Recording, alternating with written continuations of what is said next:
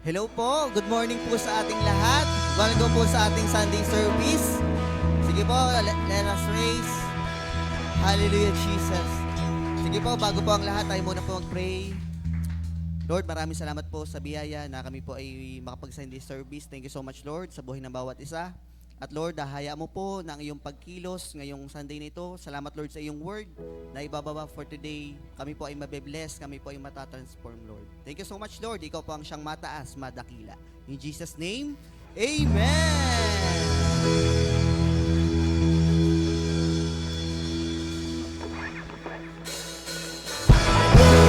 Ang papuri sa Diyos, ang papuri sa Diyos, ang papuri sa Diyos, ang papuri sa Diyos, ang papuri sa Diyos, ang papuri.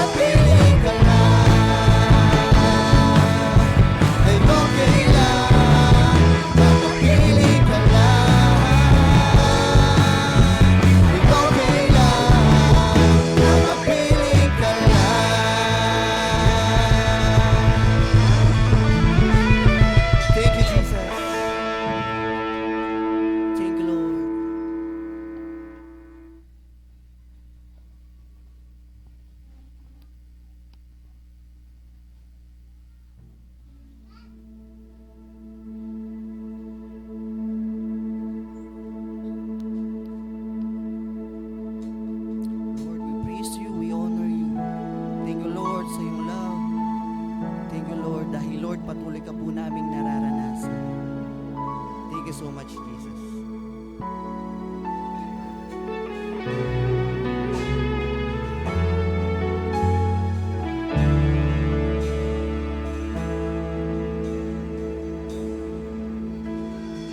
Kung ika'y maranasan, pagkilos mo'y aking inaasam, pagkat sa'yo ko lang natagpuan ang tunay na kagalakan.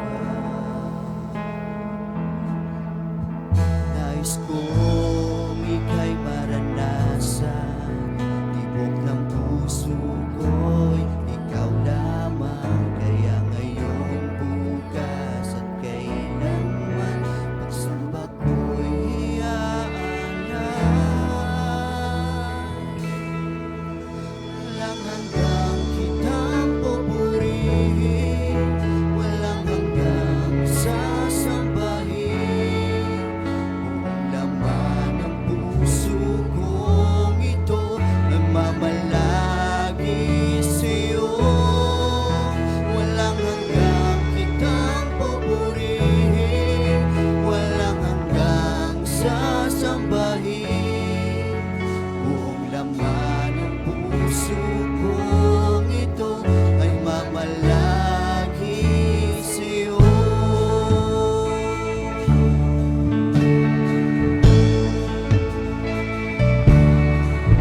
Nais kong ika'y maranasan, nais mo'y aking inaasam, pagkat sa'yo ko lang natagpuan ang tunay na kagalakan.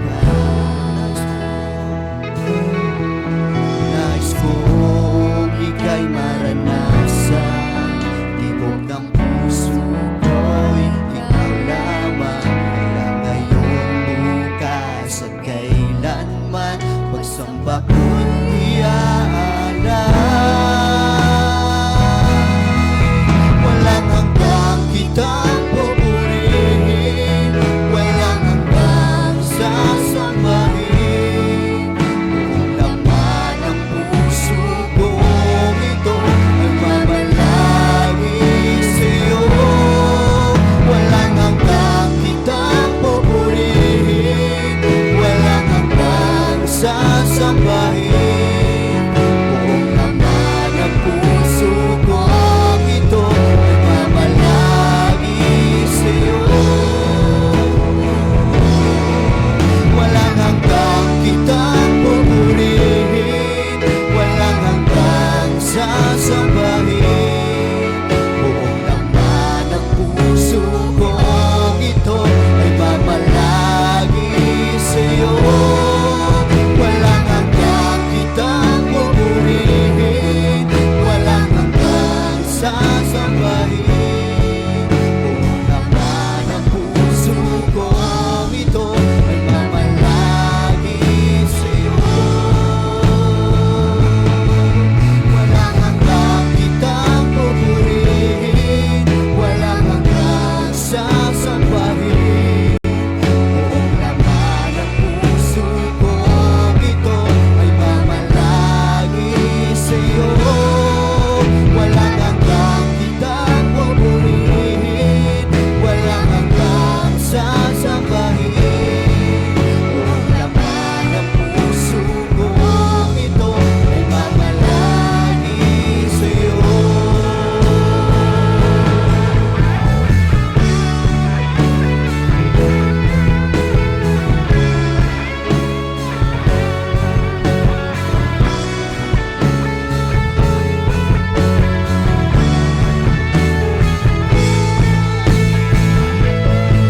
Walang hanggang kitang pupurihin, walang hanggang sasambahin.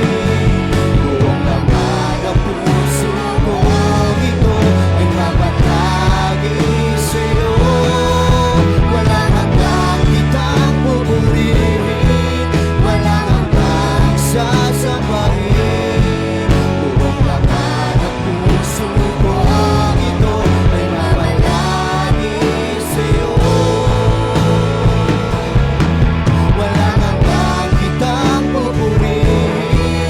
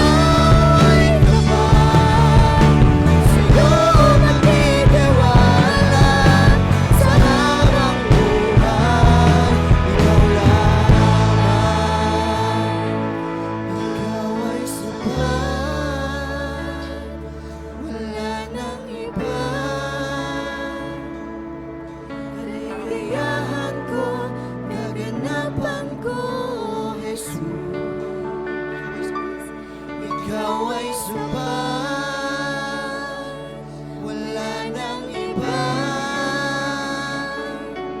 Kaligayahan ko, kaganapan ko, O Jesus, Ikaw lamang. Sa'yo lamang sumasamba, magpupuri, maglilingkod sa'yo. Ikaw ay tapat, sa'yo magtitiwala sa habang buhay. Ikaw lamang. Sa'yo lamang sumasamba, magpupuri, maglilingkod sa'yo.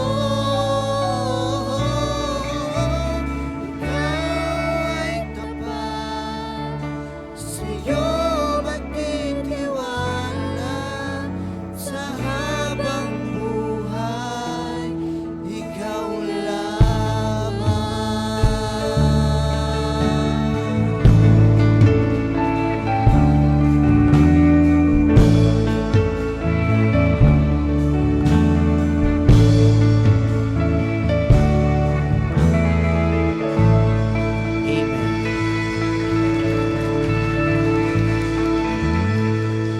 Amen. Sige po, maaari na po tayo mag-sing.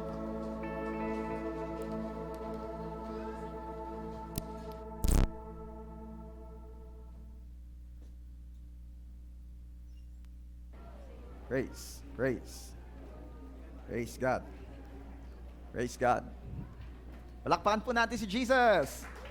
Yun pong the best na palakpak po para kay Lord. Ayun.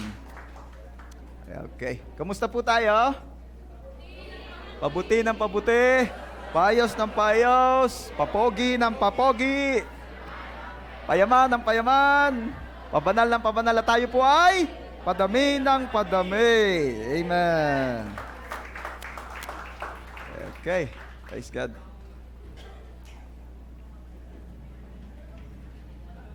Okay, sige po. Pwede na po tayong maupo. Yung may mauupuan ay maupo na. Yung wala nang maupuan ay tayo muna kayo. Ayan. Meron pa naman po mga vacant seats. Pwede naman pong maupo tayo dun sa mga vacant seats. Ayan. Bago na uli tayo tumayo pagka may dumating na uli na walang maupuan. Okay. Alam nyo, maganda problema ito eh. Ito yung mga gusto kong problema sa church. Yung walang maupuan, yung walang mapwestuhan. Yun ang magagandang problema. Ano? Parang yung sa inyo. Ang problema sa inyo yung wala ka nang mapaggamitan ng pera. Yun ang magagandang problema, ano, yung wala ka nang mapaglagyan ng another, may dumating na namang isang sakong bigas, wala ka nang mapagtaguan. Yun ang problema mo, ano, yung mga gayong. Yung hindi mo malaman kung sinong pagbibigyan mo dahil yung dalawa mong kumpare nag-aagawan sa pag-i-scholar sa anak mo. Yung gayon ang mga problema. Ano, sinong gusto ng gayong problema? Aba nga naman, sasabi na eh. Okay. By the way, can I see the hands po ng mga new friends? Yung mga first time nyo lang pong nakarating dito sa church. May I see your hands? Meron ba? Ayan. First time mong nakarating dito sa church. Welcome! Meron pa po ba? Okay. Ayan. Pwede ba batiin mo muna yung katabi mo, sabihin mo, kakisig naman. Sige, tingnan mo yung katabi mo. Habang tinitingnan mo, sabihin mo, kakisig naman. Makisig nga ga? Ba? Oh, kakisig! Lalo na kung ang katabi mo ay nanay, ay makisig yan. At talagang ngayon ni araw ng mga nanay. Oh. Kaya kung may katabi kang nanay, pwede bang batiin mo, Happy Mother's Day! Diba? Kung nanay ang katabi mo, sabihin mo, Madam, you look awesome. Ayan. Huwag mo naman babatiin ng Alam niyo yung mga mother natin, ayaw niyan tatawaging nanay. Ano? Huwag mo sasabing, nanay. Oh, nanay. Excuse me. Oh, di ba? Sorry? Okay. O, yung kabila naman, batiin mo, sabihin mo, kakisig naman. Ayan. At dahil ang JA1 Church po ay international church, dapat marunong at nasasanay din po tayong bumati in English. Okay? So, batiin mo naman yung katabi mo, sabihin mo, you look good today. Ayan. Oh. Dapat ganun yung tono. O, isa pa, pakinggan ninyo, dapat ganito. You look good today. Ayan. Oh, diga. At yun po ay American accent. Yung you look good today ay American accent. Ngayon naman, harapin mo uli yung katabi mo. Harapin mo. This time, babatiin mo naman siya British accent. Okay? Oh, makinig. Ganito sasabihin mo. Sabihin mo, you look good today. Ano sabi? Nagalit? Ay, wag magagalit. Yung British accent yun. Wag nang uulitin. Okay. Last na, bago ako magsimula. Pwede bang ngitian mo naman ngayon siya? Ngitian mo. Yun. Yung ngiting nagpapalibre sa Jollibee mamaya. Yan! Ay, talaga naman. Okay. Ayos ka po ang smile ng iyong tiningnan. Ayos ang smile. Alam niyo po, may mga tao na okay naman ang smile nila. May mga tao po namang nakangiti lagi pagkaharap mo, pag nakikita mo. Mamaya ka na magsabi kung saan mo gusto kang ilibre. Mamaya na. Makinig muna kayo.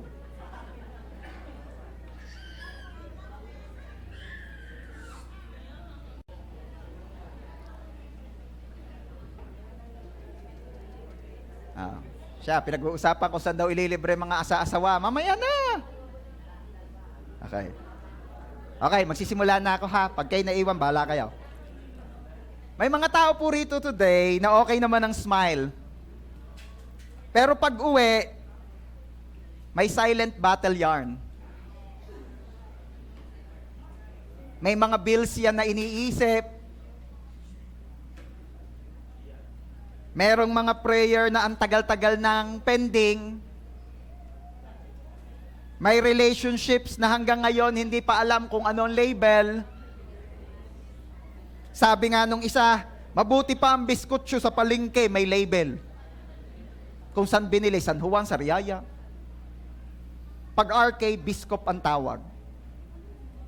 May mga health concerns na up to now ay hindi mo masabi sa iba. At minsan ang tanong natin, Lord, nasan po kayo habang nasa storm ako? Nasan po kayo habang nasa bagyo ako ng buhay na ito? Pero, let me remind you of a truth. Na ano? The storm may be around you, but so is the favor of the Lord. Huwag po nating kalilimutan na oo't maulan ang season mo, pero hindi naman nangangahulugang wala ang pabor ng Diyos sa'yo. Hindi porket may ulan ang season mo, abandon ka na ni God. Hindi porket delayed, ay denied na agad. Hindi porket may battle, ay defeated. Minsan nasa storm ka, pero dapat din nating maalala na oo't nasa storm ka, pero ang favor ni Lord ay nasa iyo din. Kaya ngayon pong umaga, sa biyaya ng Panginoon, pag-usapan po natin, pinamagatan ko pong favor in the middle of the storm. Let's pray. Father, we thank you for this day. Thank you sa biyaya na makapag-Sunday service. Thank you dahil today may ituturo po uli kayo sa amin, may ipapaalala po kayo sa amin. Hayaan niyo, Lord, na kahit kami dumaraan sa gitna ng bagyo ng buhay, makita pa rin namin ang isang katotohanan na may pabor ka pa rin ipinararana sa amin doon. Salamat, Lord. We're declaring your victory alone and the defeat of the enemy in Jesus' name sa Sunday service na ito. Kayo po ang magturo, kayo po ang maparangalan. We dedicate to you everything. We love you, we praise you. In Jesus' name we pray. And everybody say, Amen. Once again, everybody say, favor in the middle of the storm. Sabi po sa Psalm chapter 5, verse 12. Surely, Lord, you bless the righteous. You surround them with your favor as with a shield. Yung mga nakaranas na pong magpa-pray kay pastor, lalo na kung when naririnig niyo po sa akin that I am declaring that the favor of the Lord will surround you like a mighty shield. And I always declare it to myself, I always declare it to my family. Bakit? That's a wonderful promise of the Lord. Pero ito ang gusto kong makita ninyo. Ang sabi dyan, surely, Lord. So, kay Lord lang talaga may kasiguraduhan. Sabihin mo nga sa katabi mo, sigurado kay Lord. Ayan. Dito nga sa atin sa Batangas ay pihong-piho sa Diyos. Pihong-piho kay Lord. Okay? At ang sabi po dyan, you bless the righteous. Pinagpapala daw po ng Lord ang mga righteous. At sino ang righteous? Lahat ng tumanggap kay Jesus as their Lord and Savior. Tinanggap nila ang katuwiran ng Panginoong Jesus sa kanilang mga buhay, kaya lahat ng tumanggap kay Jesus, inari na ring matuwid. Sino ang mga tumanggap dito kay Jesus as your Lord and Savior? Then you are righteous. Kasama ka sa mga pagpapalain ni Lord. At ang sabi po riyan, you surround them with your favor as with a shield. So, shield ang sabi. Bakit ko ito dinidiin? Ang favor po ng Diyos ay hindi parang payong na nalilipad at nawawala pag malakas ang hangin, pag malakas ang bagyo. You understand me? Ang favor ni Lord ay shield. Siya'y nakabalot sa iyo. Intact. Hindi nawawala, laging andyan. Sabihin mo nga, laging andyan ang favor ni Lord. Ngayon, pag-uusapan po natin ito kasi most of the time, pag may mga taong dumaraan sa pagsubok o bagyo ng buhay, abay na siya shake at ang akala'y puro bagyo na lamang ang kanya nararanasan at hindi niya na naaalala, nandun pa rin ang pabor ng Panginoon sa kanya. Kaya ngayon pong umaga, ito po ang objective natin, mapaalalahanan po tayo. Yes, may bagyo, so as the favor of the Lord ay andun din. Okay, number 1, ano dapat nating maalaala riyan? Storms are normal, but so is God's presence. Storms are normal, but so is God's presence. Sa Bible po, may pangyayari po na naranasan ng mga disciples, kasama po si Jesus, na kung saan sila po ay habang naglalayag sa lawa at tatawid sa kabilang ibayoy, nakaranas po ng bagyo. Sabi po sa Mark chapter 4, verse 37, but soon, a fierce storm came up. High waves were breaking into the boat and it began to fill with water. Jesus was sleeping at the back of the boat with his head on a cushion. The disciples woke him up, shouting, "Teacher, don't you care that we're going to drown?" When Jesus woke up, he rebuked the wind and said to the waves, "Silence, be still." Suddenly the wind stopped and there was a great calm. So we're all familiar with this story. At kung ito may first time mong narinig, ay hayaan yung mabilis kong tagalugin sa iyo yung kwento.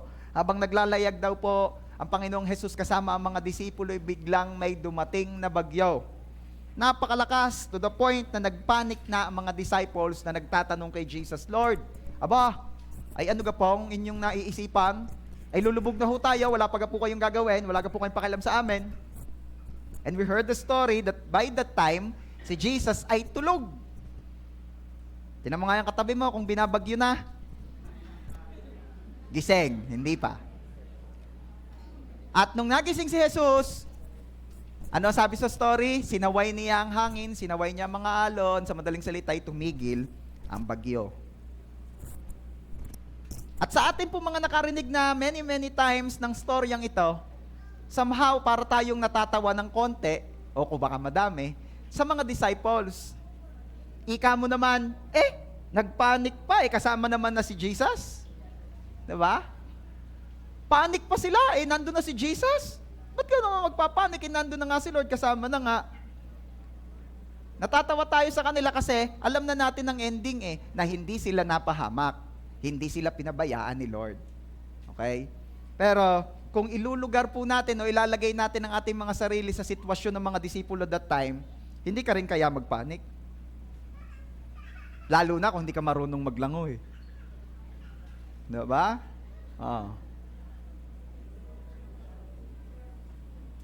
Nakakatawa minsan kasi yung pag dumadaan po tayo sa bagyo ng buhay, ikaw panik na panik, hindi na makausap. Tapos si Jesus parang naka-power nap. Diba? Parang patulog-tulog lang si Jesus, ano? Ay sabi ng iba, natutulog ba ang Diyos? Actually, hindi naman talaga natutulog By that time, tinetesting lang niya ang faith ng mga disciples. Kaya minsan, yung mga dumadaan sa pagsubok ng buhay o sa bagyo ng buhay napapatanong, Lord, gising ka ba? Sabi nga ng kanta ni Gary V, di ba? Natutulog ba ang Diyos? Ano? Sino rito, yung honestly nakapagtanong na kay Lord, Lord, gising ka pa ba? Andyan ka ba? Ano? Maaaring dumating ang tao sa puntong nagtatanong siya, Lord, gising ka ba? Tapos si Lord baka magtanong din sa'yo, oo anak, ikaw ba, nagtitiwala pa? Sabihin mo nga sa iyong katabi, intact pa ba ang pagtitiwala sa Kanya? Minsan kasi, alam ninyo, ang relasyon natin sa Panginoon, kakaiba Bakit? Di mo siya nakikita. Kahit naman siguro sa tropahan, kapag merong isa nagdeklara, I'm in a relationship, syempre hinahanap mo, sino ka relasyon? Nasaan? Baka naman espiritu yan, kaluluwa o ano ba? 'Di ba? Hinahanap mo. Kaya pagdating sa relationship natin kay Lord, kakaiba ito One of a kind. Kaya pagdating ng mga bagyo ng buhay, madalas yung relationship mo kay Lord, yung closeness mo kay Lord, natetesting yan. Bakit? Di mo siya nakikita Parang wifi. Nakikita mo ba yung signals ng wifi? Kung meron po rito nakakakita, go to my office after the service. Ano pa? So I can pray for you. Kasi hindi naman natin nakikita talaga yung, ano ba tawag doon? Signal waves ba yun? Hindi natin nakikita. Pero, connected ka. 'Di ba? Baka meron pa po rito hanggang ngayon mga nakakonect pa sa wifi ng church. Aba naman. Baka kaya bumabagal ang live dahil may mga nakakonect. Makikialis naman na ho ng connection. Okay. Ang alam ko, mga taga-media lang ang nakakaalam ng password. Kaya kapag meron akong nakita diyan na merong password, na alam ang password at hindi taga-media, malamang may nagkaka-crush na taga-media. Yun lang naman yun. Anyway, moving forward, ganun din sa ating relationship kay Lord. Hindi mo nakikita, pero connected ka. Hello? Sabi ko, connected ka kay Lord. Just make sure na kay Lord ka nakakonect, ha? Yung iba kasi, akala mo, sa wifi ninyo ka nakakonect, sa kapitbahay ka pala nakakonect. Ano? Nangyayari ho sa amin dati yun akala namin, kaninong wifi ito sa kapitbahay pala? Ba't nakakonect tayo doon? Hindi ko rin alam. Pastor, hindi ko nakikita Hindi ko nararanasan si Lord, pero andyan ba talaga siya? Ito na may nabanggit ko na before, pero uulitin ko lang for the benefit po nung hindi pa ito nakita or narinig.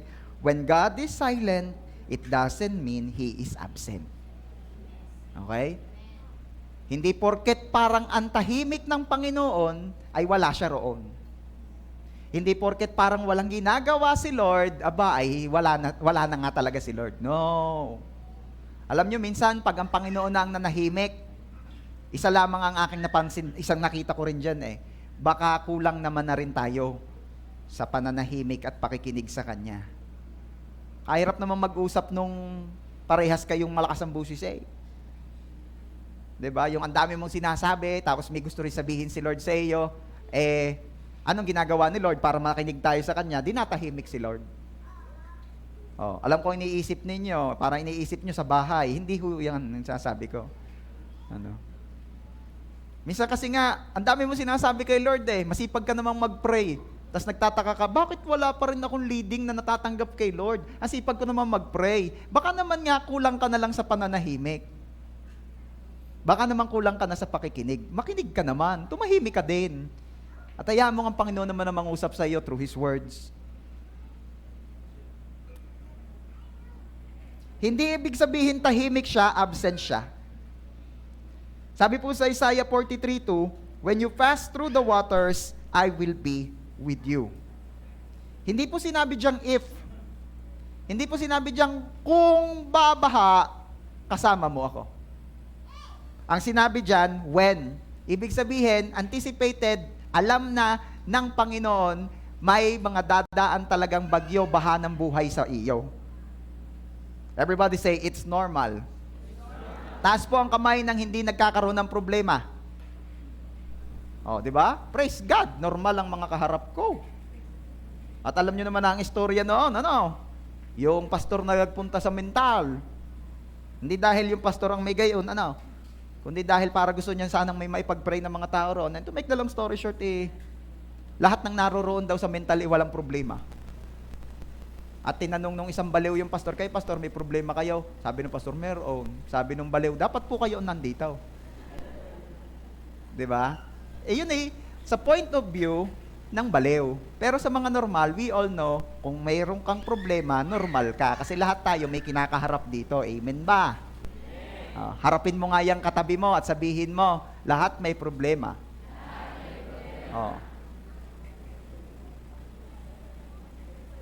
Ang kagandahan, normal ang pagdating ng bagyo, pero normal din ang pagsama ng Panginoon sa iyo.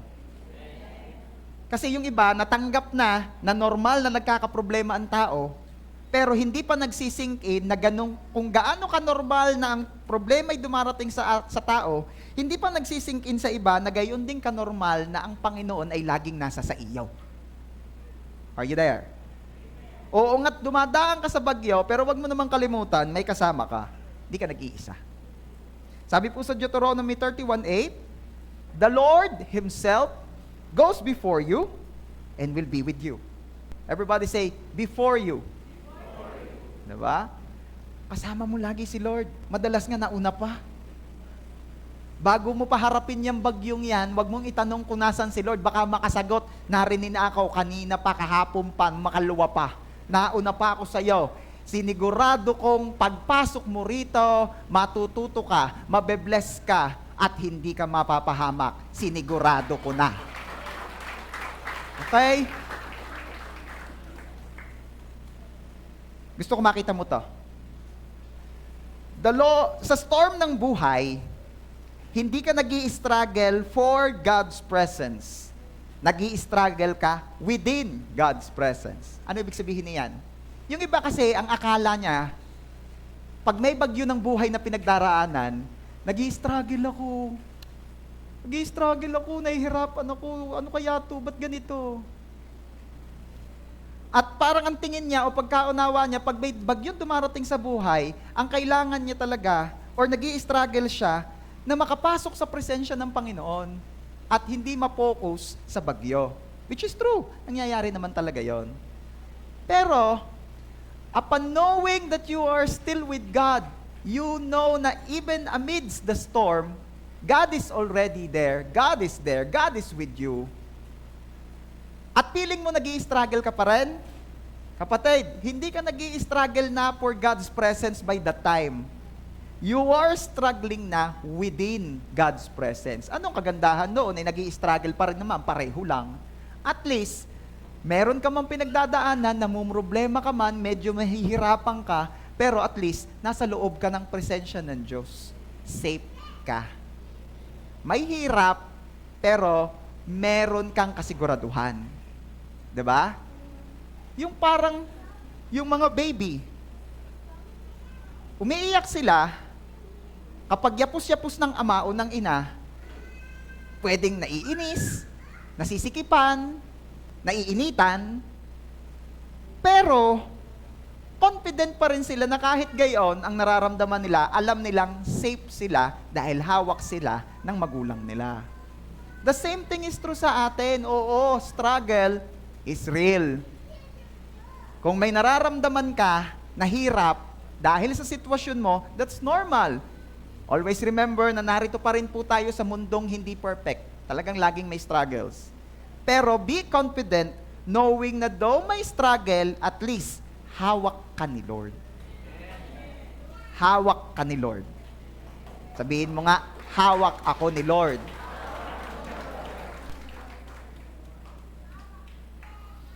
Yung iba kasi kapag nagtatagal na yung pinagdadaanan, nagtatagal na ang bagyo, naiinip na. Pagka ang haba-haba na nung pinagdadaan ng pagsubok sa buhay, gusto nang sumuko. Gusto nang matapos na. At kung hindi matatapos daw ang problema, yun na lang daw namumroblema ang matapos na. Minsan ganun. Pag may problemang nagtatagal, sasabihin, Lord, tapusin mo na ako. Pero kapag may sale, lalo sa Shopee, di ba, Lord, pahabain mo pa. Sayang. Minsan kasi selective ang faith natin eh. Pero ang point ko lang ay ito, huwag mong kalilimutan, uungat may bagyo kang dinaraanan, kasama mo si Lord. Kasama mo si Lord. Naalala ko po, yung tatlong mga mananampalataya ng Panginoon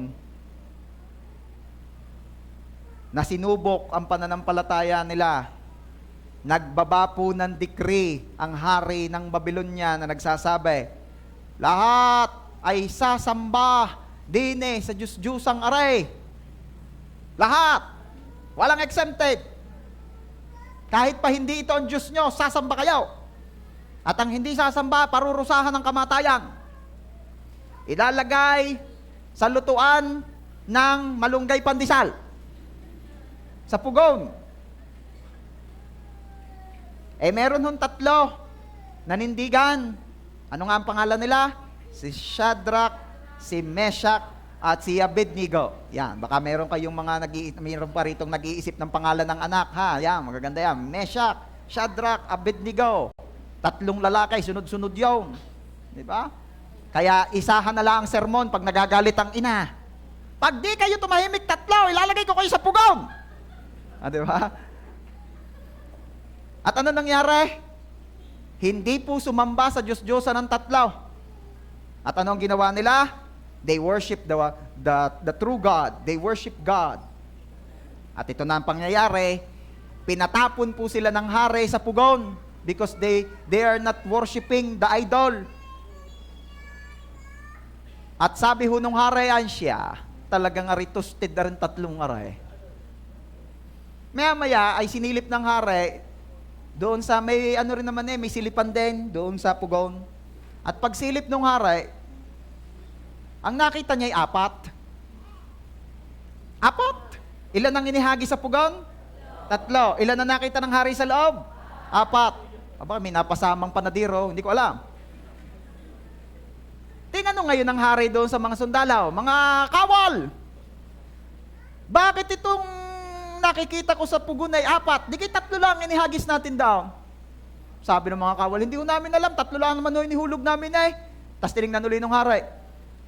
At bakit yung pang-apat ay parang anak ng Diyos? Yun ang sabi sa Bible. At bakit yung pang-apat na kasama nila do'y parang anak ng Diyos? And you know the story, inilabas silang lahat doon, tatlo rin lang naman nga ang inilabas. Hindi man lang daw nag-amoy usok. Intindi samantalang ikaw, bisting-biste, talagang med-church ka, nakadaan ka sa silab ng kahanggan. Yun, amoy silab ka na rin. Pero yung mga yan, nasa loob ng pugon, pero hindi naman lang daw nag-amoy usok. Wow! Ang tindi. Pero itong point ko, sino yung pang-apat na person na nasa loob ng pugon nung sumilip ang hari? Ano ang description ng hari? Parang anak ng Diyos.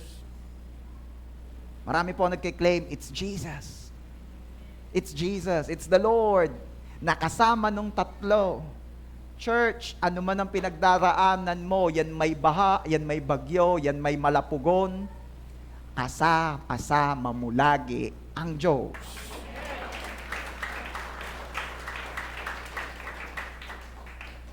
Sino po ang natutuwa na naaalala niyang lagi niya kasama si Lord? Ano man ang pinagdadaanan mo ngayon, may assurance ka, kasama mo si Lord.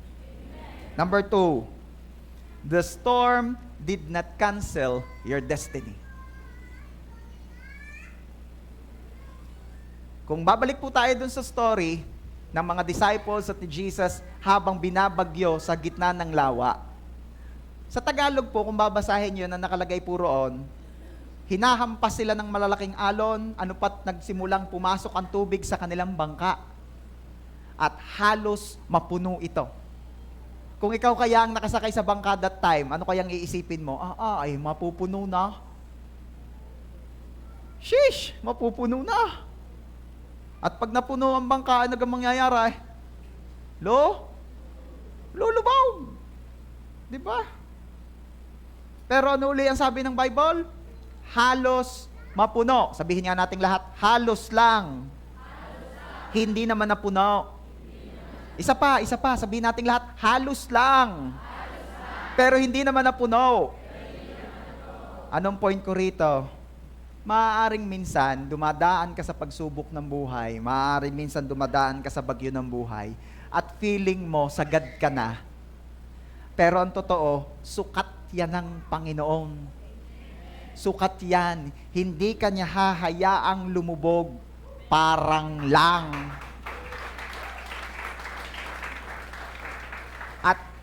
At if you're familiar with the story, ano bang ending nito? Uungat sila'y binagyo, uungat dumami ang tubig sa loob ng bangka at halos ito'y mapuno, pero ang tanong, lumubog ka? The next question, nakarating ba sila sa kabilang ibayo? Nakarating. Ano ibig sabihin? Yes, may bagyo, but that storm cannot cancel your destiny. Okay? Kung ang sabi ng Panginoon sa iyo sa Jeremiah 29:11 ay ano? That I know the plans I have for you, plans to prosper you and not to harm you, plans to give you hope in the future. Hindi kayang i-cancel ng bagyong pinagdadaanan mo ngayon ang future na maganda, ang plano ng Panginoon sa buhay mo. Makakarating ka sa destiny mo. Sabi ko, makakarating ka sa destiny mo.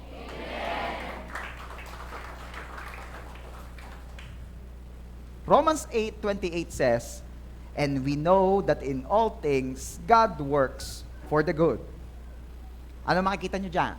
Hindi po sinabi, all things are good. Hindi po sinabi, all things are good. Kaya talagang merong bad things that will happen in your life. Baka kasi nagtataka ka, lumapit na ako kay Jesus, pero bakit ganito pa rin? May nararanasan pa rin ako mga pagsubok, problema, nakaka-encounter pa rin ako ng mga taong ang hirap pakisamahan, nakaka-encounter pa rin ako ng mga sitwasyon na ang hirap lusutan. Are you there? Kasi nga, hindi naman sinabing all things are good. Pero ang sabi riyan, and we know that in all things, God works for the good. God can work through all things. Kaya niyang gamitin ng lahat, kahit pabagyo, sa ikabubuti mo. Sabi ko, kaya ng Lord gamitin ng lahat, kahit pabagyo, sa ikabubuti mo. Yang mga betrayal, mayroon ba ritong nakaranas na mabetray ka? Traidorin? Yung mga tipong, ayos ang pulong ninyong magtropa, at ang sabi mo pa nga ay, sige, sama mo lagi sa prayer ha, yung crush ko. Edi pinag-pray naman din nga ng tropa mo. Anong nangyari? Kape-pray niya doon sa crush mo, nakrashan na rin niya. Yan tayo eh. So, ang matindi pa, mas masipag siyang mag-pray kaysa sa'yo, kaya ikaw naghahanap ka ng, uy, pray mo naman ha, kasi tamad ka mag-pray eh. Walang ganun dito na. Lahat masisipag mag-pray dito na. Ishi. Masipag mag-pray yung tropa mo. Siya nag-pray.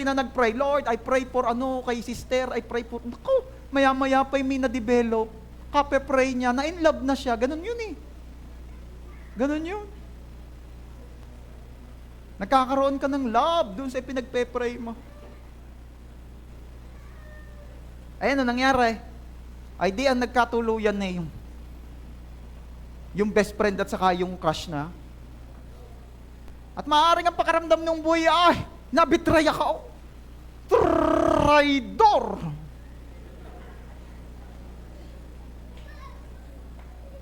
Ano pa? Nadidelay? May mga delays? Yung ang sabi, tutulungan ka dahil natulungan mo siya. Hindi ka naman aasa sa tao, pero syempre naman, naniniwala ka rin, ang Diyos ay gumagamit din naman ng mga tao para mapagpala ka. Kaya lang, yun na nga ako ang pagkatagal. Remember the story of Joseph the Dreamer? May tinulungan siya sa kulungan, at anong pangako? Hayaan mo. Pag ako'y nakabalik sa serbisyo sa hari, uulitin kita at tutulungan kita, huwag kang mag-alala. Nakaw, nakalimutan na. Ay hayahay na sa kanyang trabaho. Nakakalimutan na si Joseph the Dreamer. Delay iyon. Ano pa? Heartbreaks. Naku, meron na. Nakikita ko na. Wala pa ako nabanggit ko lang yung heartbreak. Gumagayo na. Naku. Paano ka po gagamitin ni Lord yan sa ikabubuti ko? Eh, lahat po ng nabanggit may pain. Yes, may pain. Pero kayang gamitin ni God yung pain na yan para iposisyon ka sa iyong destiny.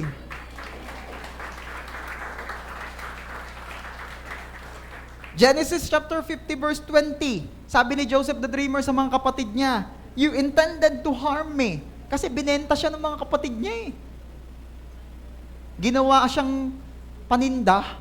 Tininda siya doon sa slave trader.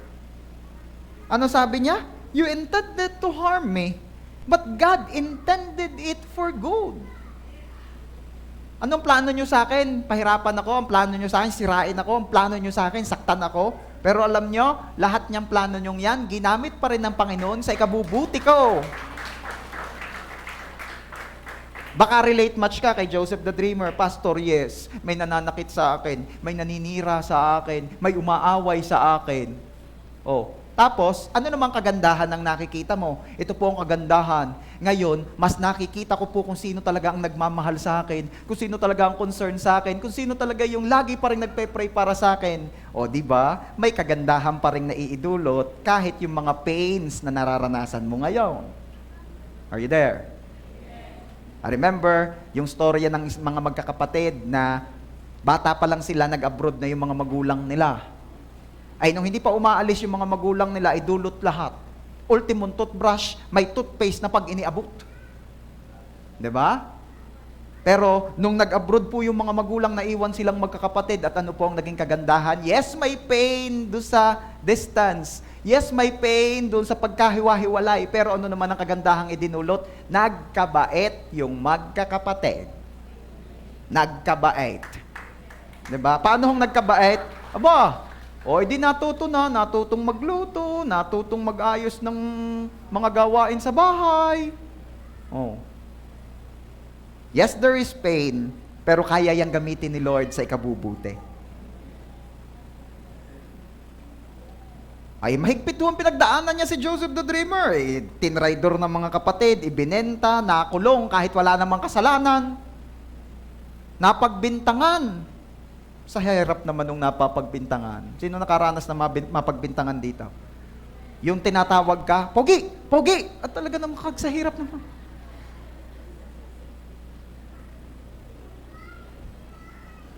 Hindi talaga nalingon si Brother Marco kay si Sarah, kanina pang tinitingnan eh. Ayaw kasi nga daw niyang napapagbintangang pogi. Iyon naman. Okay. Ay, sa higpit ng pinagdaanan ni Joseph the Dreamer. Eh kung ito yung si Joseph the Dreamer ay Batanggin niya, baka ang imik ni Garinay. Lord, ano ga naman aray? Ayusin pa din ga? Ay hasing-hasin na sa iyo eh.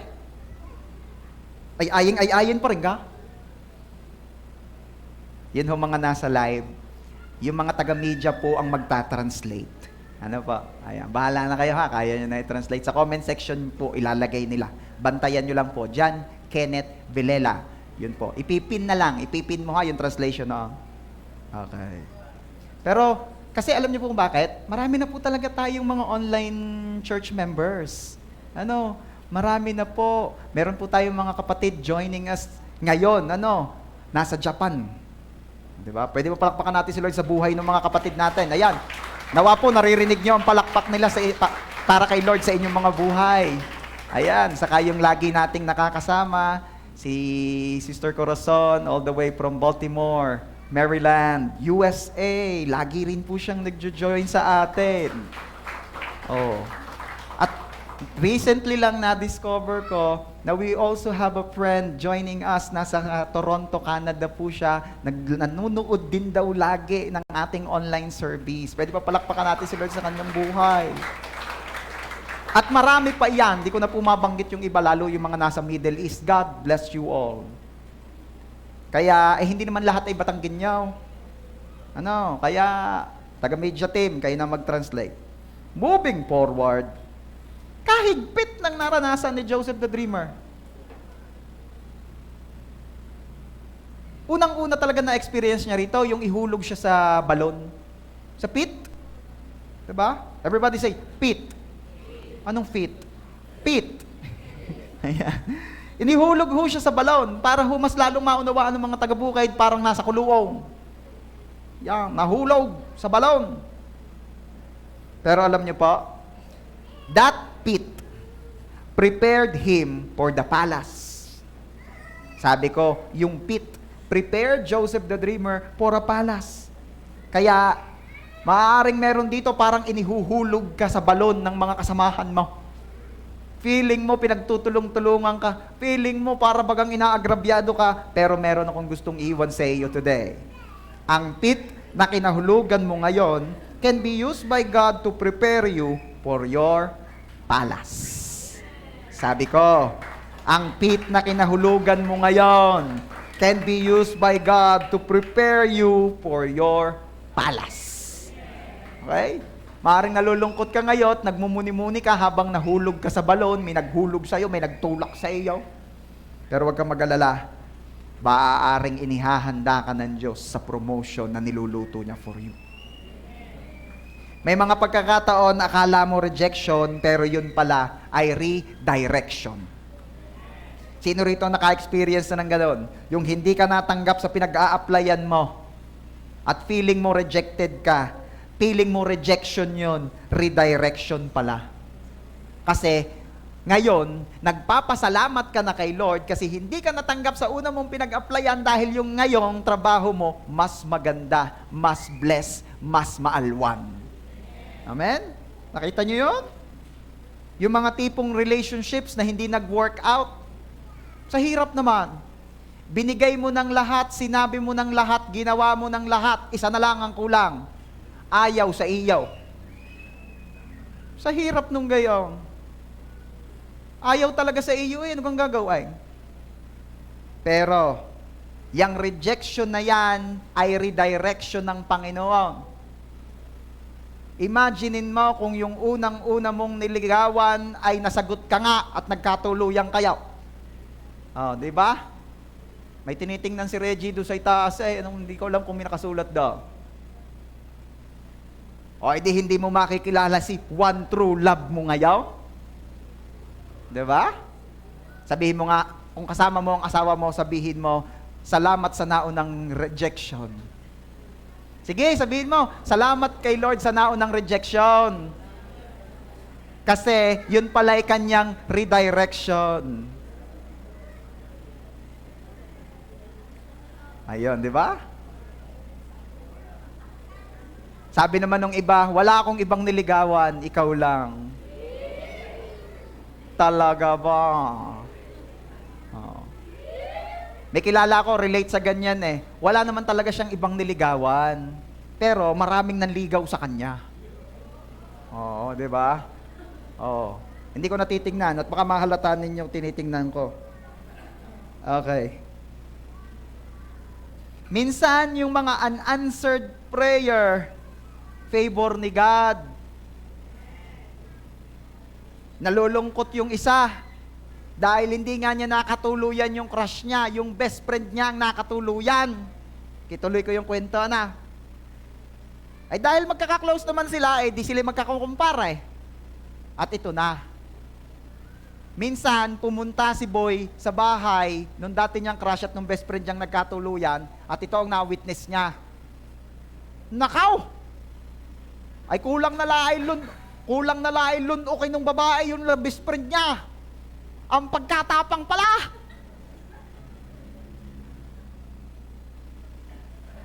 Yun pala nung dalagay Barney, nung napangasawa agad sila. Ay, ang pagkatapang palay ko, pagkaawa niya doon sa best friend niya, paray, ano ga, bakit kikibangas? Wala to, natakid ako. Natakid ka talaga? Oo, natakid ako napasubsub ako kaya itong kanan ko bangas. Ay, ba't bangas din yung kaliwa? Pinaulitan ko na ng pantay. Paray, aminin mo sa akin, ano nangyayari talaga sa inyo ni Maray? Kahirap namang aminin sa kalagayan natin, lalaki tayo. Ba't nga, gaano ka talaga nangyayari? Ako'y, di kaya alam mo naman ang paborito kong ulam. Oo, anong paborito mong ulam? Buttered shrimp. Oh, pare, buttered husband ako eh. Gayong ga, naku, hindi pinag-pray, Lord, hayaan niyo po makilala ni pare at ni Mare kayo. At nang sila po'y maayos ang relationship. Pag uwi ng boy sa bahay, sabi niya, Lord, thank you. Thank you sa rejection. At least hindi ako kagaya ni pare, buttered shrimp. Salamat Lord sa rejection. Maaaring kaya ka pinaranas ng Panginoon na rejection ngayon ay iniiwas ka niya sa panghabang buhay na kalungkutan.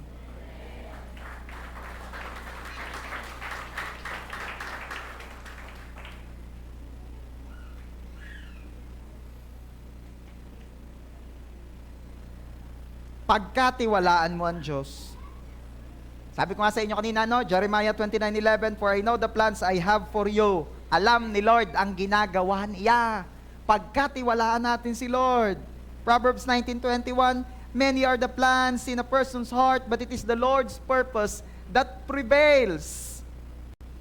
Pastor, hindi po talaga naangkop sa aking inaasahan ng aking nararanasan. Magaganap pa rin pa talaga ang plano ng Diyos sa buhay ko? Yes!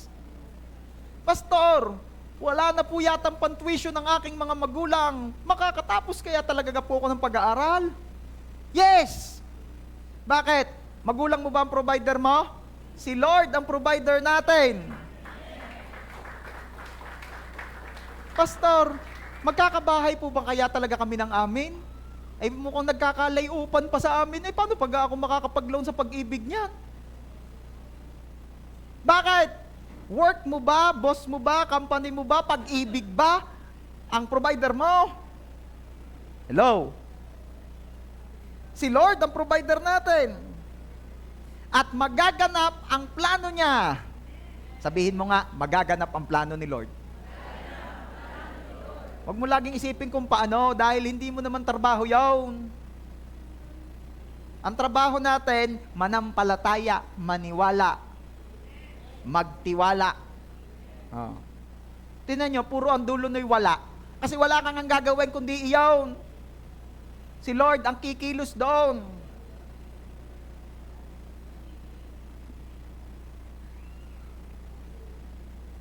Pastor, katagal na po ng bagyo. Matutupad pa kaya ang plano ng Diyos sa buhay ko? Basahin mo ito at gusto kong ito'y maiwan din sa iyo. Your storm is temporary, but God's purpose is permanent.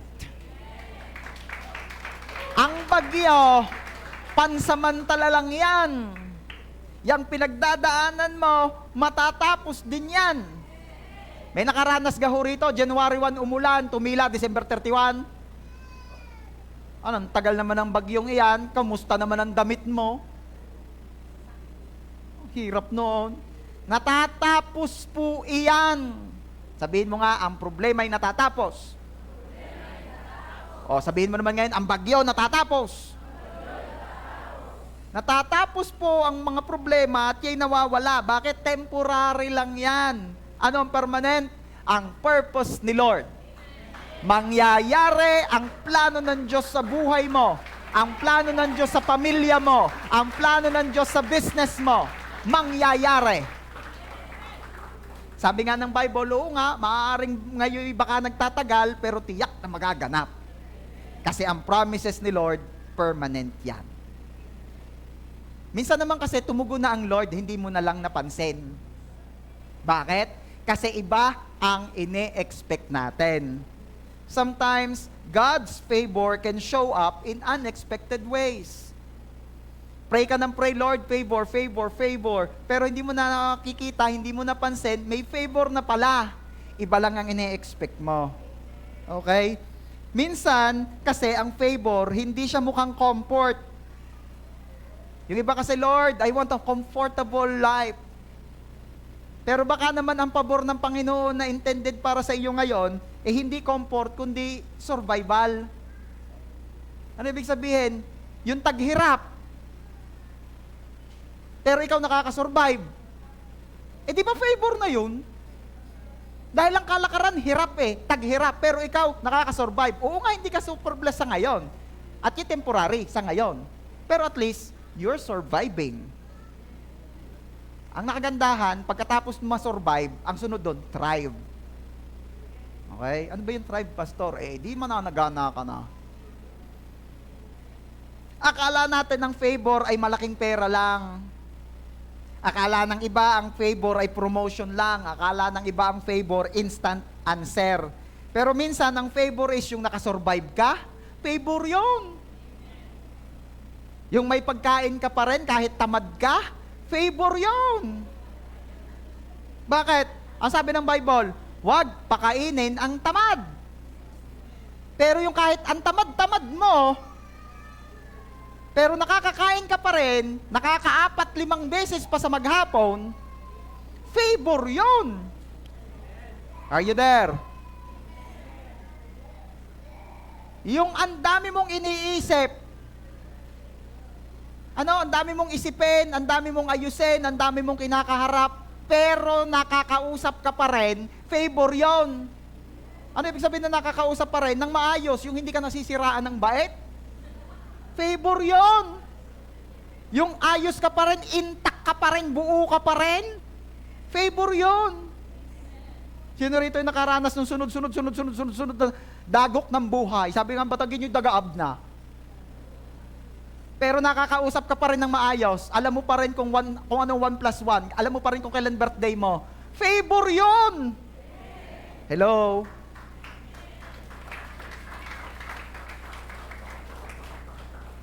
Yung kahit ang gulo-gulo ng paligid mo, may peace ka. Umiyak yung anak mo, umiyak na rin yung asawa mo, umiyak na yung kapitbahay, tahol pa ng tahol yung aso. Pero hindi ka nabibiribinde. Di ba? Sino nakaranas ng mabiribinde? Yung talaga namang, kahit mainit, maglulumi ka, makaalis lang sa inyo. Dahil nakakabiribinde na. Pero yung kahit gano'n na yung paligid mo, pero may peace ka pa rin, alam mo ba? Favor pa rin yan.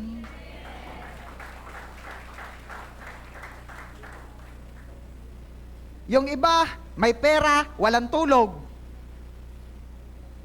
Natawa na, wala pa akong sinasabi. Ikaw, nagtatakang walang pera, puro tulog. At least nakakatulog. Hello? Favor pa rin yun. Diba? Minsan naman, tingnan din naman natin yung positive side. Kasi laging negative side na nakikita natin Anong sabi daw ng tamad? Yain ang tamad. Di naman, pagod. Favor yun. Siyempre, wala naman tamad dito. Amen? Pero kung may nadaan yung panahong parang tinatamad ka, at least hindi ka pagod. Favor yun. Meron kayang tinatamad na, pero wala pa rin silang choice.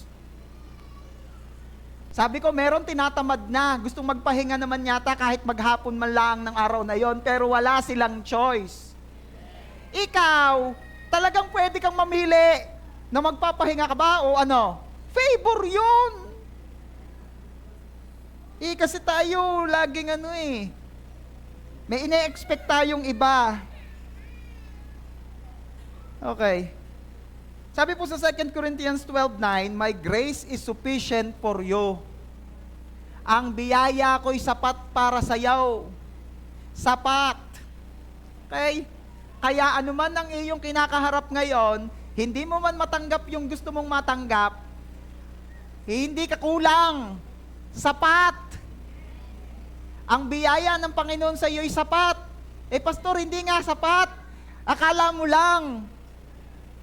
Pastor, hindi nga sapat yung pambayad sa batile, kaya nga ako namumroblema, pero yung biyaya ng Panginoon sa iyo para i-handle yung problemang walang pambayad sa batile, yay sapat. Hindi ka nagbe-breakdown. Meron ba rito talaga namang nag-walling nung walang pambayad sa kuryente? Alam niyo ba yung walling? Yung gano'n, yung walang pambayad. Kasi intact ka pa rin, buo pa rin ang loob mo. Favor ni Lord yun.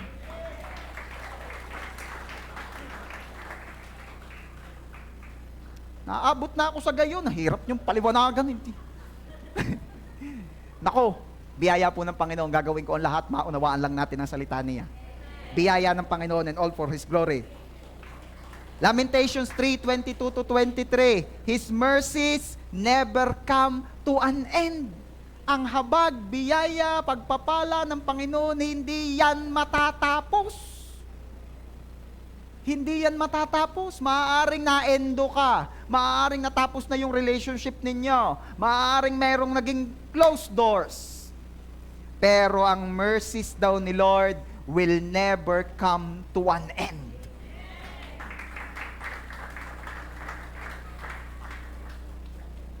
Minsan sabi natin, Lord, gusto ko ng blessing.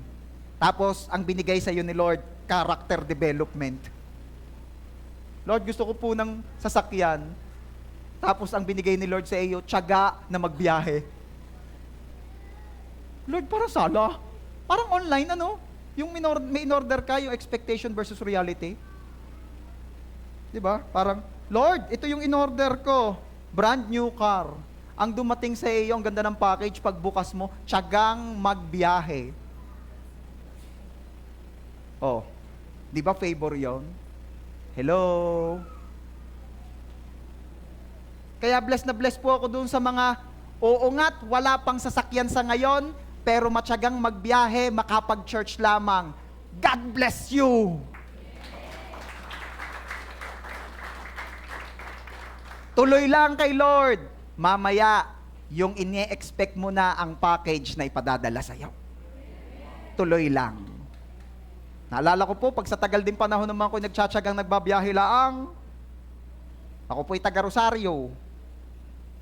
At hindi ko makakalimutan pag ako ginabidini sa San Jose. Naku po, ang tricycle ko pa ibaan pa lamang 150 na. Pagdating pa ho sa ibaan at wala na hong Supreme, o jeep na pa-Rosario man lang nadadaan, ako'y magra-round trip pa, sasakay pa ho kong Palipa at from Lipa, sasakay ho kong pa San Juan.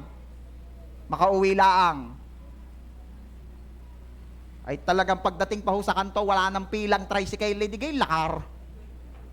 Sabi ng Batanggenyo, lakar. At dumating ho ako doon sa point na, Lord, kailan kaya ho ko matututong mag-drive? Dahil yun muna kailangan matuto mo na mag-drive bago ka bigyan ng sasakyan. Kahit magkasasakyan ka, hindi ka marunong mag-drive, di nakatambak din lang. Ba? Ay biyaya po ng Panginoon, tinugon din ng Lord. Pero alam ko, nung mga panahon na wala pa yung kakayanang mag-drive at yung sasakyang idadrive, paaaring nga sasabihin ng iba'y, ay nasa ng favor ni Lord yan. Kung ya'y lingkod ng Panginoon at yan ay nakikipagrelasyon sa tunay na Diyos, bakit nasa ng pabor ng Diyos diyan? Ito ang nakita ko, yung pabor ng tiyaga sa pagbabiyahe.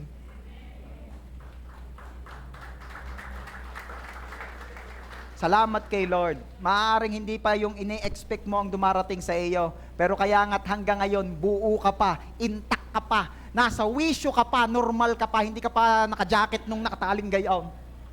Favor yan ng Lord. Sabi ko, favor yan ng Lord. Lord, hindi ito yung in-order ko eh. Baka sabihin mo, Lord, hindi ito ang in-order ko. Okay lang yon. Tanggapin mo. Alam ni Lord, yan ang kailangan mo. Favor yan. Pero kay God, kahit delayed ang shipping, quality ang dating. Okay? Always remember, if God allowed the storm, He already prepared the grace for it.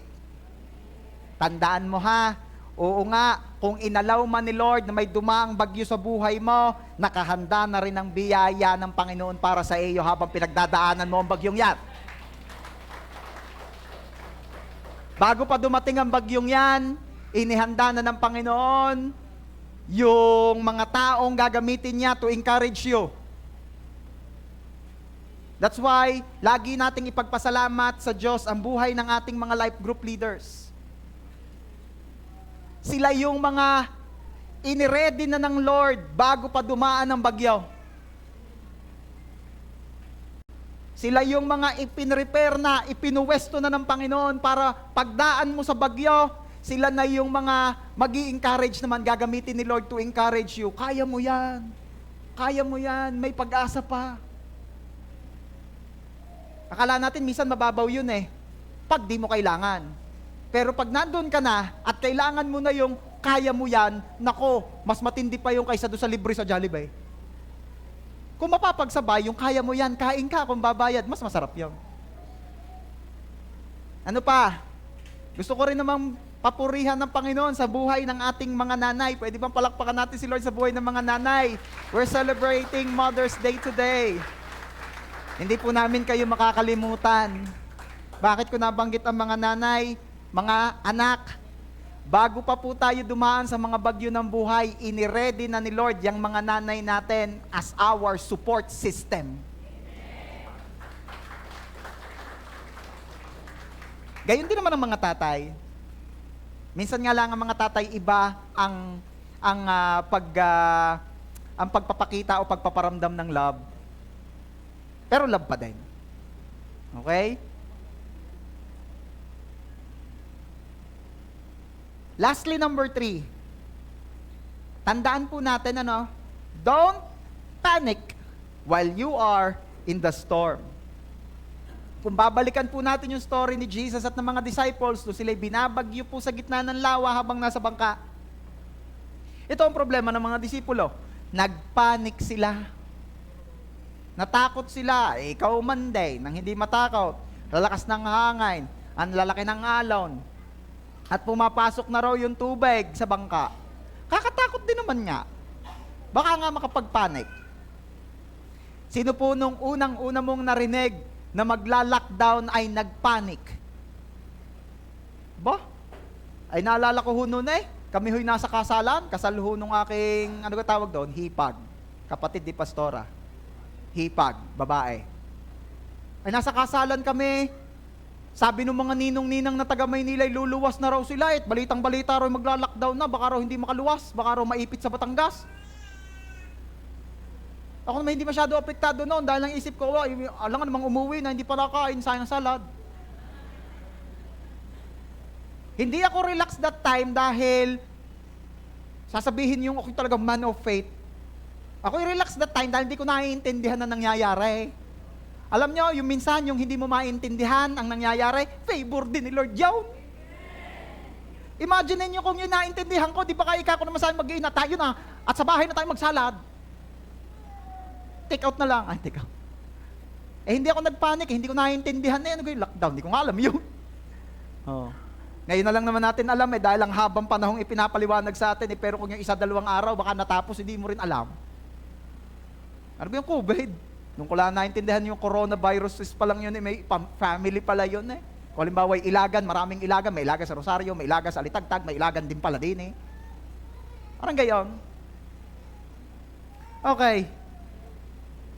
Ay nagpanik ko ang mga disciples. Ay di ka pastor dapat nagre-relax lang sa gayaan. Ay di ka kadali namang sabihin. Tingnan ninyo, aray, malamang mag-agree kayo din eh. Lagi nyo naririnig, aray. Exodus 14:14. Basa. The Lord will fight for you. You need only to be still. Anong utos sa atin? Be still. Ang hirap kayang maging be still. Ang hirap kayang maging be still. Ano kasi pag sinabing be still? Timo. Sa Batanggenyo, Timo. Tumalay. Tahimik. Tigil. Yun eh, be still. Oh. Eh mga bata, pag sa hirap, sasabi mo, be still, naku po. Eh, akala lang natin kasi, mga bata lang mga mahirap patimuin, kahit naman adults. May pinagdadaanan sa buhay, nag-pray, Lord, pinagkakatiwala ko lahat sa iya. Tapos nabasa Exodus 14:14, sabi ni Lord, the Lord will fight for you. Wow, thank you Lord. Ano pong gagawin ko? You need only to be still. Kahirap. Kahirap. Yung dire-diretso ang paninira sa iyo ng tao, be still ang sabi ni Lord. Di kayo kasarap. Ako sasagot na din eh, isang comment lang, isang chat lang, isang post lang. Pasasaringan ko lang sa notes. Pasasaringan ko lang sa story. Pero sabi ni Lord, be still. Kahirap. Yung may sakit ang iyong anak. At sabi ng iyong mga kasamahan eh, tayo na ulit doon sa dating trabaho, madali lang pira daw. Ang tindi ng pressure, tapos sabi ni Lord sa'yo, be still. Pagkatiwalaan mo ako, be still. Yung ikaw ay nasa life group, tapos nabalitaan mo sa mga tropahan na mayroong dumating na mayamang lalaki sa bahay nung nililigawan mo at siya ngayon ang iging-igi entertain ng mga ayaw sa iyong mga magulang? Anong gagawin mo? Iiwan mo ang life group o magpapatuloy ka sa pagla-life group? At ang sabi ni Lord, be still. Hirap kayo, no? Imagine mo yung ikaw ay mag-abroad. Tapos ang panakot sa iyo nung karibal mo, sige, mag-abroad ka. Habang nasa abroad ka, uutayin ko, aray. Hirap na. Everybody say, be still. Madali rin pag-usapan, mahirap pa rin i-apply. Pero ito ang kailangan. Di ba pag delayed, halimbawa may online order ka, pag delayed, anong ginagawa mo sa app? Di ba refresh ka ng refresh? Nakalagay, out for delivery na, pero 5 days na, wala pa. Ano ginagawa mo? Refresh ka ng refresh ng app, di ba? Maganda rin ho yun. Sabi nga ni Pastora, while waiting. Di ba? Oh. Anong sabi ni Pastora? Anong tinuro ni Pastora noong Sunday? Waiting is a blessing. Lilinawin natin yun, ha? Waiting is a blessing, hindi waiting is a blessing, ha? Ano tinuro ni Pastora? Waiting is a blessing. Shut gate. Antayin natin yung mga ngubra. Waiting, ha? Nililinaw ko lamang. Ay, naalala ko, sabi raw ni Pastora, may blessing po sa pag-iintay, 4 peace. Di ka, tatawanan daw kayo. Ayos din naman nga mag-joke si Pastora. Okay. Ganon din po tayo. Minsan sa prayers natin, Lord, nasaan na? Pero sasabihin ako sa inyo, alam mo bang habang waiting ka, working si God? Sabi ko, habang waiting tayo, working naman si Lord.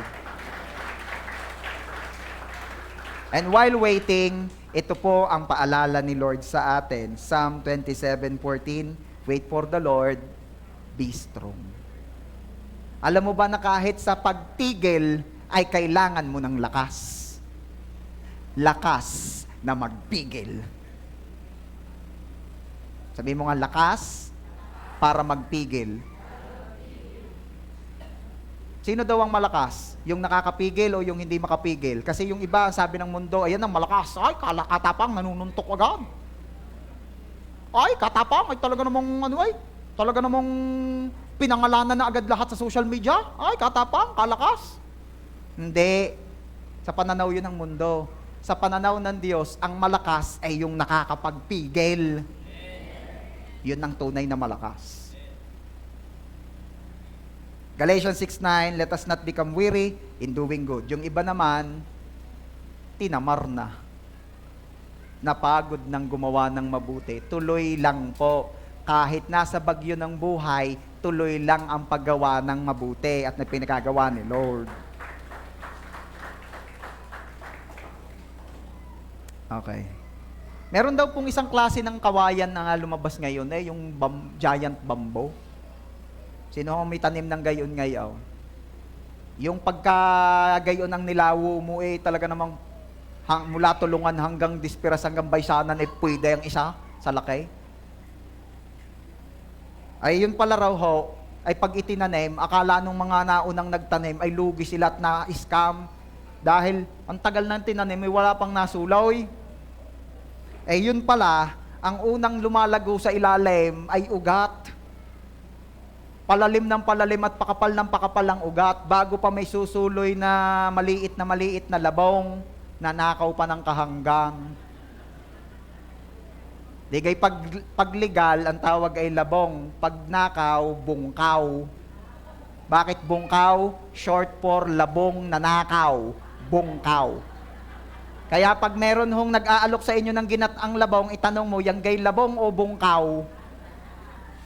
Dahil anong gagawin? Alok na nga lang, libre naman ang MRT pa. Hindi, didepende yun nga. Pag labong, ipag-pray mo lang ng madali lang. Pag bungkaw, ipag-pray mong hindi ka madamay. Okay. Ba't ko yung sinasabi? Kasi nga malalaking kawayan ho yun. Ang kailangan ay malalim ang ugat at madami, malakas. Kasi paglabas nung kawayang iyot lumagaw, mahaba, malaki, matibay ang ilalim, matibay ang pundasyon. Nariyan pagkakayaw? Anong ibig ko sabihin dito? Ganon din po minsan sa buhay natin. Hindi porket tahimik ang season mo ay useless na ang season mo. Minsan nangangailangan talaga ng pananahimik kasi may ginagawa sa pagkatao mo. Minsan talaga parang walang blessings. Ba't parang dati naman nagkasunod-sunod lagi, may pagpapalang nadating. Ba't ngayon parang ang tahimik ng aking cart? Parang walang ma-add to cart at walang ma-receive. 'Di ba? Kasi nga baka may pinoprosesong Panginoon sa ilalim, sa loob, pampatibay ng pundasyon. Bakit? Kasi God is building roots before fruits.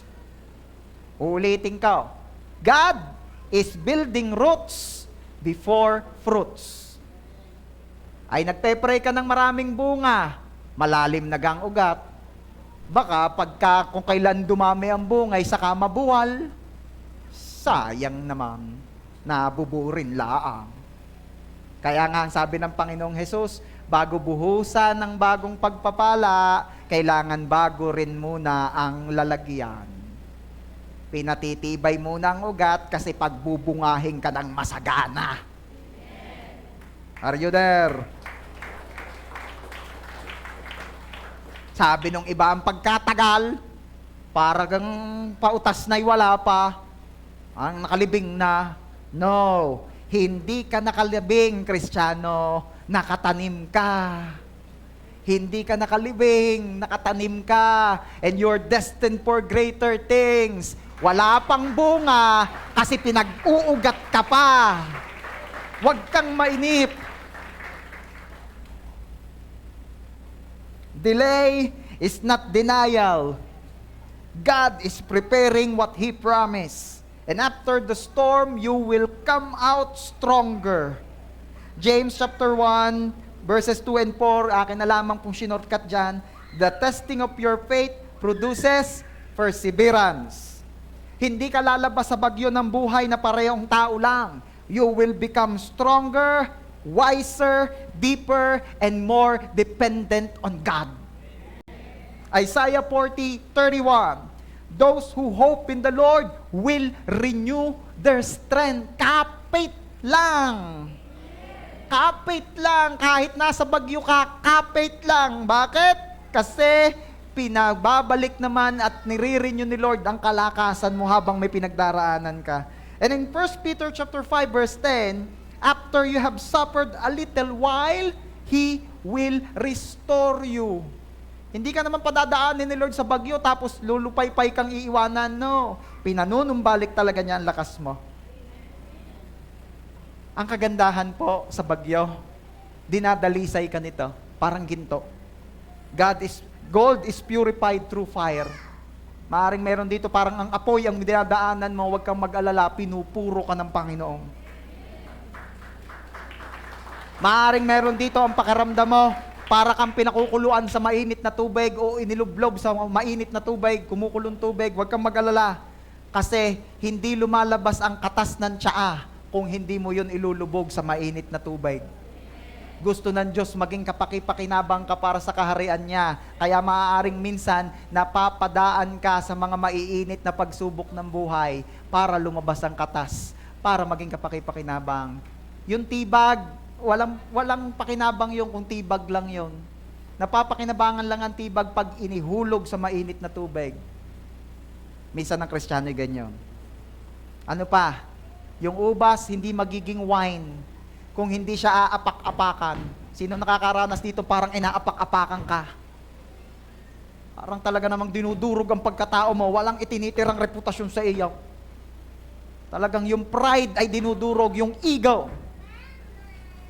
At pagkatapos noon ay nag-iintay ka ng breakthrough, pero ang tagal-tagal naman pinag-intay ka, binuro ka naman ng binuro. Alam niyo po, ang sinasabi ko sa inyo ngayon ay proseso ng paggawa ng wine.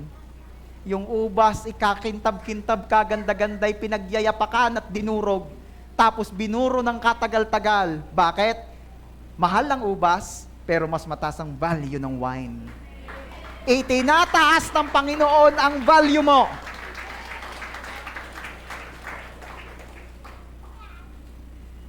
Pastor, ako'y hirap na. Ako'y nasasaktan.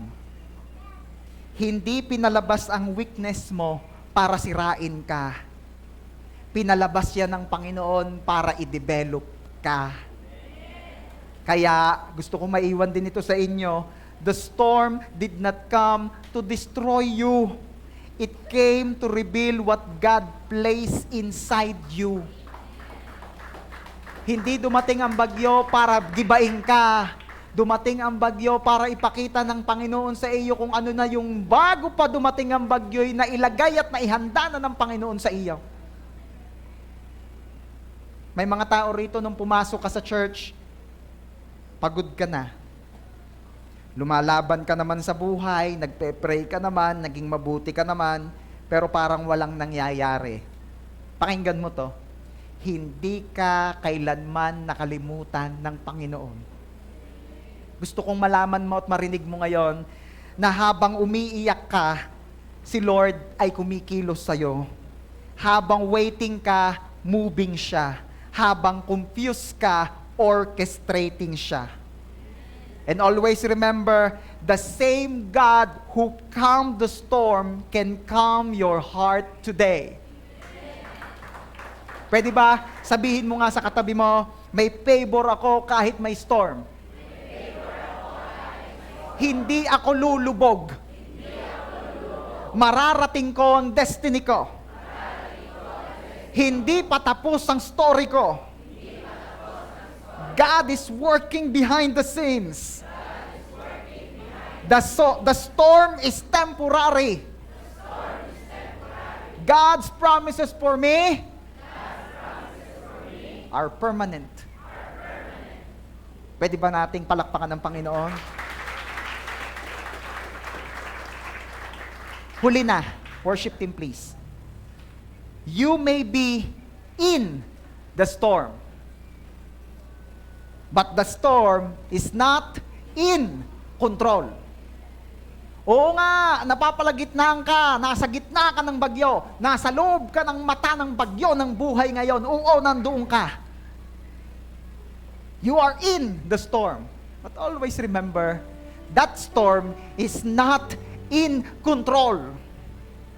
Si Lord pa rin ang may last say sa'yo. Ang huling salita ay hindi sa problema mo. Ang last say ay hindi sa doktor. Ang last say ay hindi sa economy. Ang last say ay hindi sa heartbreaks na naranasan mo. Ang last say, ang huling salita ay kay God. He's in control. At ang word ni Lord sa iyo, sa buhay mo ngayon na ito, I want you to receive it. God is saying to you right now, I want for your life is this: favor, grace, purpose, victory. Yan ang gusto ng Diyos. Yan ang last say ng Panginoon na in control sa buhay mo. Kaya ngayon po, sa ating pagtatapos, may I invite everyone to stand up.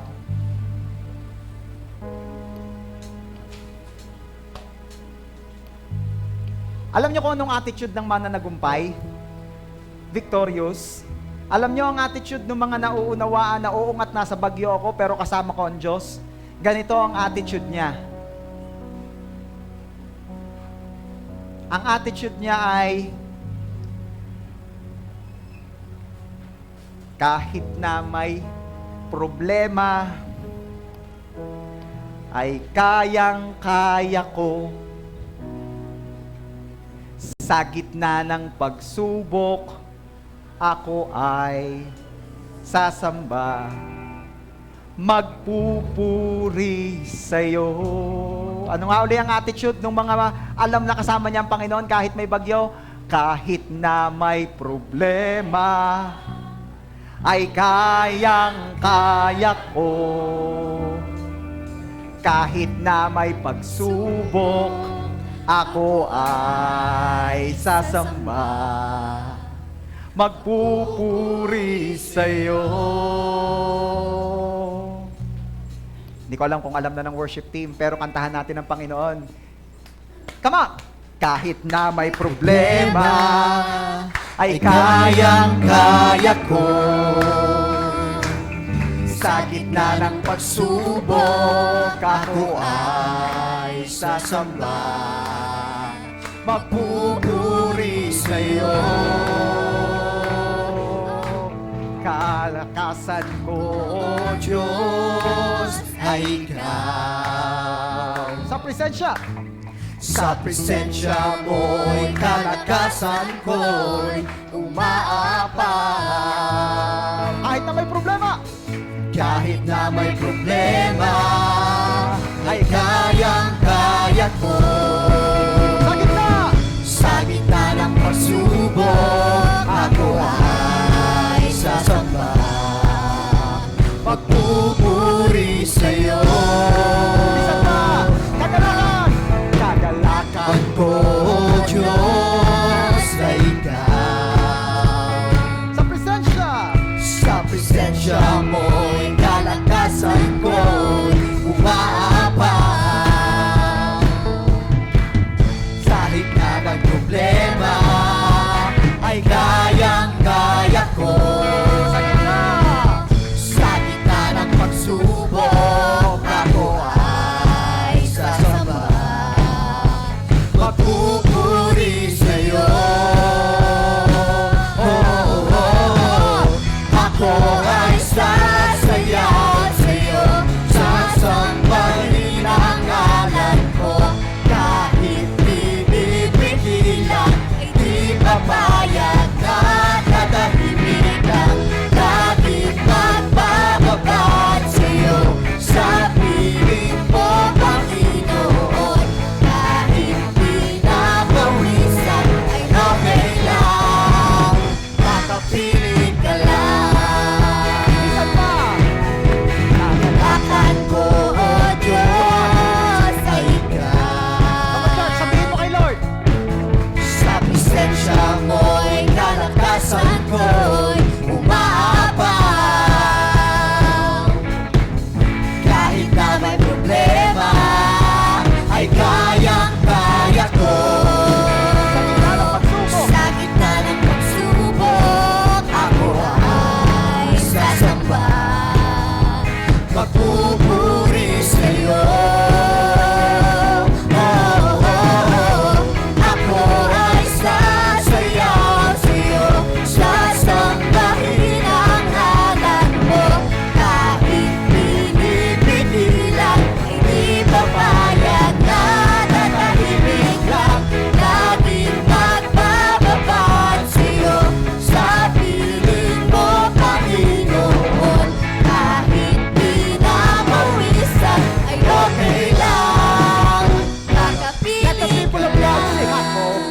sasayaw. Come on! Sasambahin ang ngalan mo, kahit pinipigilan, di papayag na tatahimik lang. Laging magbababad sa'yo, sa piling mo, Panginoon. Kahit pinapawisan, okay lang, makapiling ka lang. Sige, palapakan mo ng the best in Jesus. Come on! Lord, narinig niyo po ang inyong mga anak. Oo, dumadaan sa pagsubok ng buhay. Oo, kami ho'y nasa gitna ng bagyo ng buhay ngayon. Pero hindi po kami mapipigilan na sambahin ka. Hindi po kami pagpapapigil, bagamat pinipigilan ng sitwasyon, hindi kami magpapapigil, lalo pa ngayon napaalalahanan kami na kasama ka namin. Hindi kami matatakot, hindi kami mangangamba, hindi kami magpapanik. Salamat Lord dahil yung mga bagyo ng buhay na pinararanas mo sa amin, ginagamit mo pa rin sa ikabubuti naming mga umiibig sa iyo. Thank you Lord dahil ang bawat bagyo, ang bawat storm ay temporary. Pero ang pangako mo, ang plano mo sa buhay namin, yun ay permanent, yun magaganap. Mararating po namin ang aming destiny. Thank you so much Father. I pray and declare in Jesus' name na ang JA1 San Jose ay pamilya ng Diyos na bagamat dumadaan sa bagyo, mananatiling matatag, nakahawak, nakakapit sa Panginoong mabuti. Thank you Lord. Salamat sa biyaya, salamat sa favor, kahit sa gitna ng bagyo. To you alone all the glory. Ito po ang aming prayer in Jesus' name. And everybody say, Amen. Sige po, makakaupo na po tayo. God bless you. Praise God. Are we blessed? Amen. Ayan, so tayo po magpuproceed na po sa ating giving. And I do believe na ang bawat isa po sa atin ay palaging excited. Ano po, sa opportunity na ito na maibalik po natin sa Lord ang ating mga tithes and maibigay po natin ang ating mga offering, even ang ating po mga first fruit. Ano po? So, i-ready po natin ang ating mga envelopes at sa ating pong mga kasamahan sa live, yan, na nanonood po ng ating live streaming and looking for a way kung paano po madadala dito sa church ang inyo po mga tithes and offering, just message our Facebook page and may mag-a-assist po sa inyo dyan. Ano po? So sige po, hawakan po natin mga envelope at tayo po mag-pray. Father, in the name of our Lord Jesus, we want to say thank you for this wonderful day. Salamat po, Panginoon, sa another opportunity na ito na maibalik po namin ang aming mga tithes, maibigay po namin ang aming mga offering. Thank you, Lord, for you are our Jehovah Jireh, you are our great provider. Thank you, Lord, kasi ikaw ay faithful sa iyo pong mga salita. Thank you, Lord, for your promise in your words, Lord God, na ibubuhos yung nga po ang pagpapalang, siksik, liglig at umaapa, walang sukat kalagyan, para doon sa mga faithfully giving their tithes and their offering. Lord, we pray, Panginoon, na ang bawat tithes and offering po na malikom, Lord, ito po ay patuloy na magamit sa ikalalagong higit ng gawain niyo po dito po sa JA1 San Jose. Thank you so much, Lord. Receive our tithes, our offering, even our first fruit as a symbol of our love, honor, and obedience to you. This we pray in Jesus' name. Amen. Lord, maraming salamat po sa kabila ng aming nararanasan, maging sa lahat ng mayroong bagyong dinaraanan, ay nananatili pong ang kanilang pagtitiwala ay hindi sa kanilang finances, kundi sa iyo. Kaya Lord, hayaan niyo po, maipakita namin, maipadama sa iyo na ang aming pagtitiwala ay sa iyo at hindi sa aming kayamanan. Tanggapin niyo po ang mga kaloob namin ito bilang aming pag-ibig at parangal sa Diyos na kinikilala naming siyang nagpo-provide para sa amin. Thank you, Lord. This we pray in Jesus' name. Amen. Lord, i-bless nyo rin po ang bread and juice na gagamitin po namin sa communion at patuloy nyo pong ipaalala sa amin yung grabing love na ipinakita nyo po sa cross. In Jesus' name. Amen.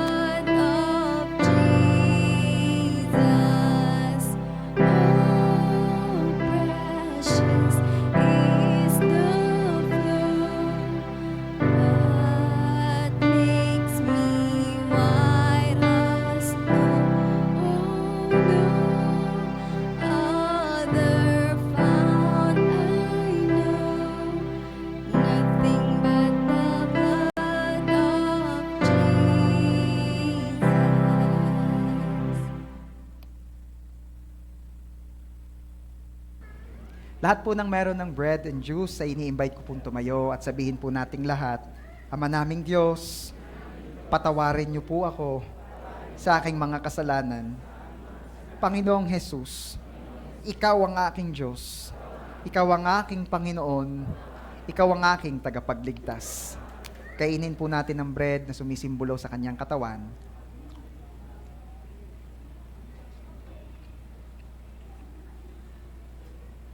At inumin po natin ang juice na sumisimbolo sa kanyang dugo.